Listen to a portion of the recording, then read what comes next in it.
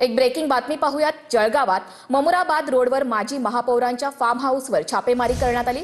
Form हाऊसमध्ये सुरू असलेल्या बनावट कॉल सेंटरवर पोलिसांनी छापा टाकलाय।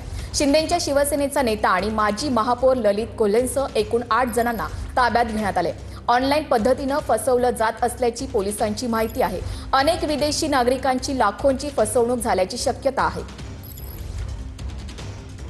जळगावच्या मुमराबाद रस्त्यावर असलेल्या एका फार्म हाऊसवर पोलिसांनी आज छापा टाकलेला आहे। या ठिकाणी बनावट कॉल सेंटर सुरू होतं आणि त्या कॉल सेंटरवर पोलिसांनी कारवाई केलेली आहे। आपण आता ज्या ठिकाणी हे कॉल सेंटर सुरू होतं त्या ठिकाणी आहोत। आपण जर या ठिकाणी बघितलं तर पोलिसांचा जो ताफा आहे यांच्या माध्यमातून ही चौकशी केली जाते आहे। ह्या इमारतीमध्येच हे बनावट कॉल सेंटर या ठिकाणी सुरू होतं। 4 ते 5 जण जे आहेत या कॉल सेंटरमध्ये काम करत होते आणि त्या कॉल सेंटरच्या माध्यमातून जे आहे अनेक लोकांची जी आहे ऑनलाईन फसवणूक केली जात असल्याची माहिती पोलिसांना मिळाली होती आणि त्या माहितीच्या आधारावर आज पोलिसांनी जे आहे या ठिकाणी छापा टाकला आणि छापा टाकल्यानंतर या ठिकाणी आज पोलिसांनी कारवाई केली असून जवळपास कॉल सेंटर चालवत असलेले 4 ते 5 जणांना पोलिसांनी ताब्यात घेतलेला आहे।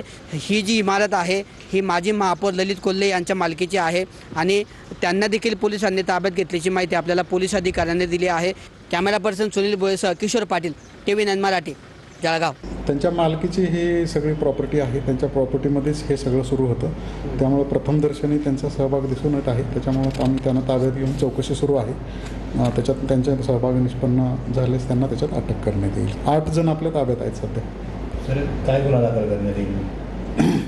त्याच्यामध्ये आता FIR चे काम सुरू आहे। त्यानुसार त्याच्यामध्ये जे इन्ग्रेडियंट आहेत त्यानुसार कलम त्याच्यात लावून हा गुन्हा दाखल करण्यात येतो।